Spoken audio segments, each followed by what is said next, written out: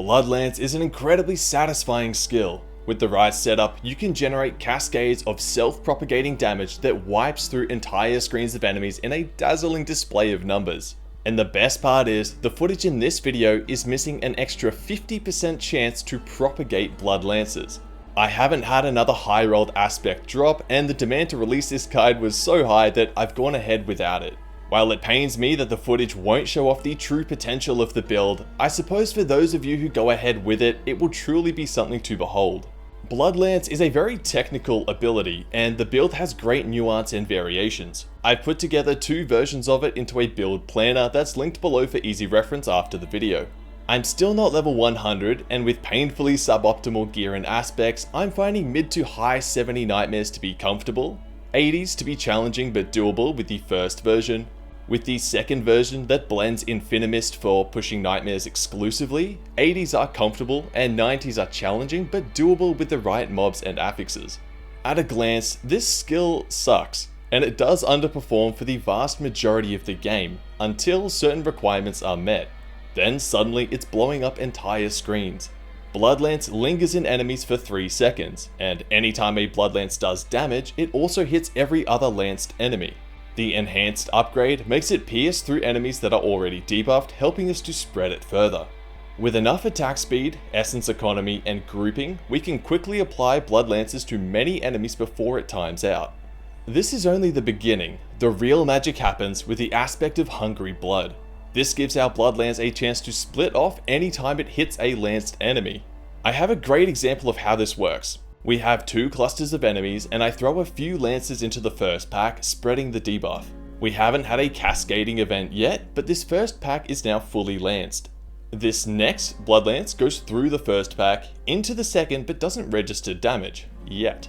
That's because the server is now catching up with a cascade. This last Bloodlance triggered the aspect probably a few times, and now those new Bloodlances are also generating even more of them. We go from nothing happening to an explosion of numbers. We can now also see a barrage of Bloodlances that I never cast myself heading into the second pack, where they also self-propagate, cascading damage again and even chaining to a third pack at the top of the screen. In essence, that's how the build works. We group enemies and rapidly apply Bloodlances that then repeatedly chain off each other to devastate entire screens. While this looks amazing and performs very well, particularly for a blood build, it can come at a price. The ridiculous number of calculations happening can lag out the server. This has nothing, or at least very little, to do with the hardware you're playing on. The server itself appears to have a budget for processing these calculations, and Bloodlance has a tendency of overwhelming these capabilities. Strangely enough, avoiding this lag is a part of the skill cap of playing this build. If you're constantly freezing, potentially forever, you're not going to get very far. Naturally, this issue is worse the more durable your enemies are. When you are doing high level nightmare dungeons or fighting tough packs with shielding aura mobs, it can take many more waves of cascading Bloodlances to take them down. In real time, we would hardly notice this, as the chain reactions happen so quickly, which means enemy health doesn't really matter to us, so long as there's enough enemies left to sustain the cascades. But for the server, it has to calculate through every one of them. Scarily, freezing doesn't only happen in dungeons, it can also happen in the world. While the world appears to have a much higher budget for processing these calculations, extended lag events can still happen, and this happens to anyone in your subzone. Considering how frustrating lagging out is and the potential for griefing, I hope Blizzard fixes this soon without gutting the functionality of this build. I'll go into more detail on how to avoid this lag and play Bloodlance a little later, but for now, let's get into how you build it. Both builds use the same Paragon tree, there are just some slight differences in aspects and talents, so feasibly you could swap between them depending on your content needs. The first version is recommended for the vast majority of people and content in the game. It is much better and more enjoyable than the second version at everything except for the absolute highest nightmare dungeons. So I'll cover the first one more specifically here, but I'll still cover the gameplay changes of the second version toward the end of the video. Starting with our talents, we take Hemorrhage up to the Acolyte's upgrade. The attack speed simply provides even faster essence generation when we need it. We will mostly be using this against bosses or single tough elites. We also take Reap up to the Acolyte's upgrade to generate a free corpse. Reap provides a huge amount of value in this setup.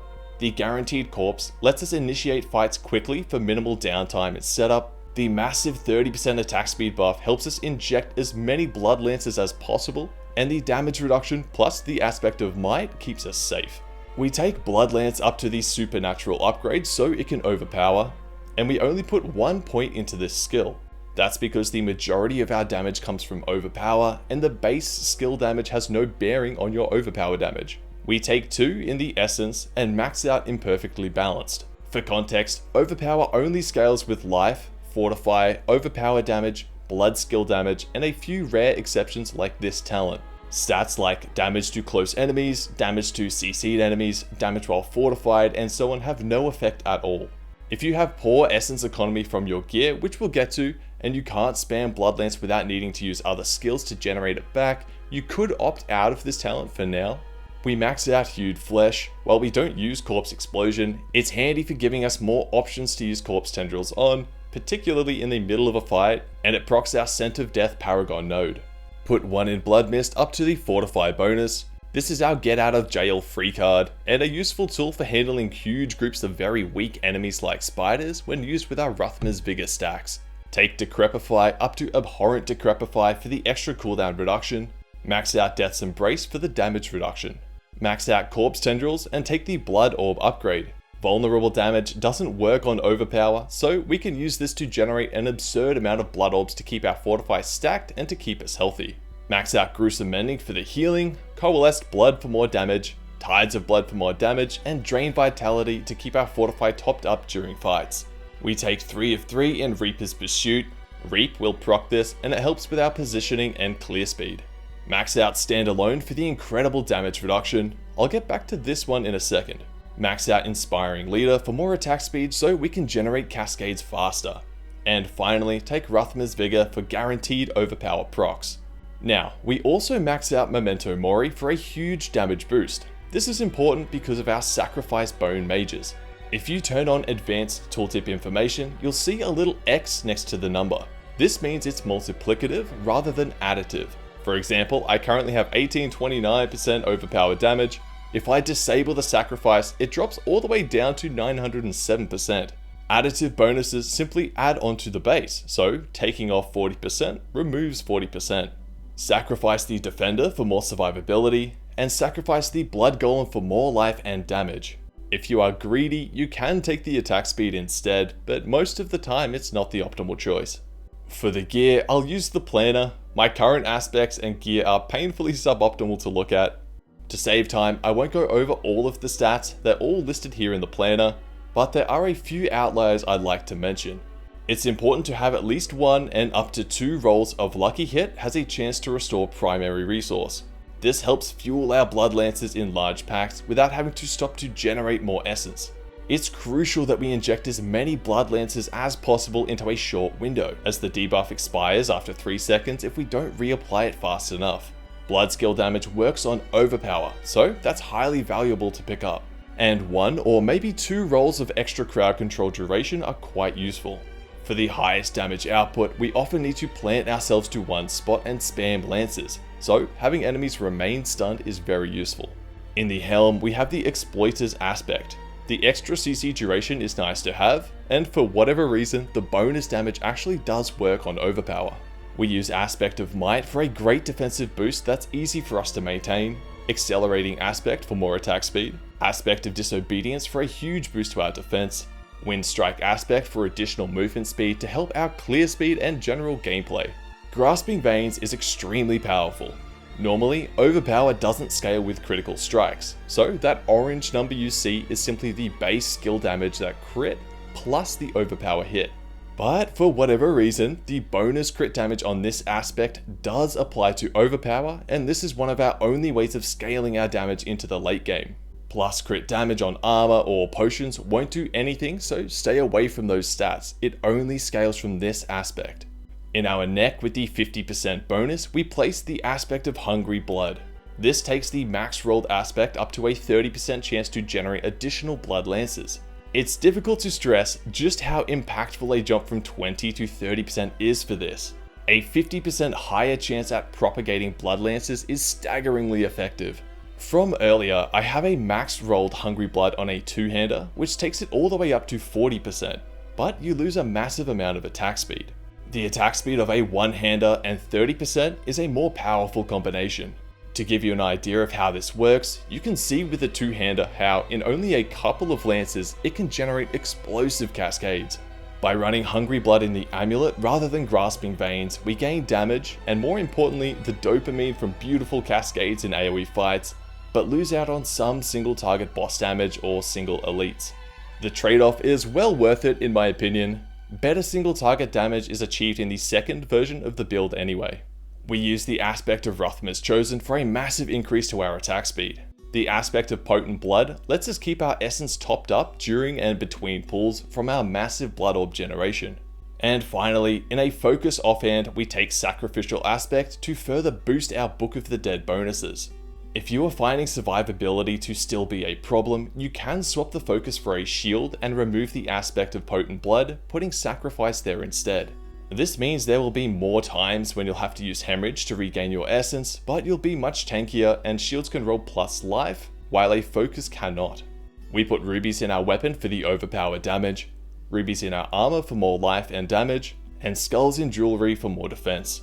Our Paragon tree is set up for level 100, but if you run a lean build only taking the essentials, you can still reach the most important clusters and glyphs by level 85. If you are below that, I'll show you some board changes you can make after the quick run through. I'll go through the most important parts first, so if you're wondering why I skip over a section, it's because it's picked up later, and doing it this way may help those of you who haven't quite got enough Paragon points. We go left for the life and resistance. Damage doesn't work on our overpower, so we can skip these nodes for a leaner build. We take Blood Drinker, so our blood orbs give us Fortify. This is extremely useful both for keeping us alive and making sure our overpower damage is doing as much as possible. Slot in the Bloodbath board, taking Powerhouse, the legendary node, and pathing through Guarded Advance to the next gate where we slot in Bone Graft. Here we path down to the essence upgrades and importantly the essence on kill nodes to greatly improve our essence economy. We go back up through Suffused Resilience and slot in the Blood Begets Blood board. Here we go through Vampiric for more life, up to the glyph where we slot in Sacrificial.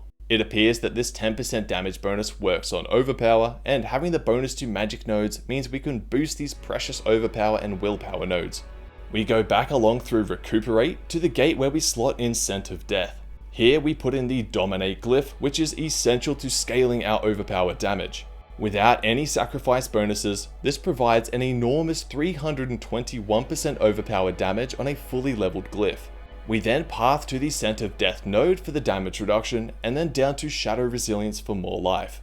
With how important the Dominate glyph is, if you can't reach this part of the board, you will want to swap it with Sacrifice, or simply place this board first and use different paths to attach the rest. With the rest of our points, we pick up all of the life and armor clusters we can, and also socket Territorial just for some extra damage reduction.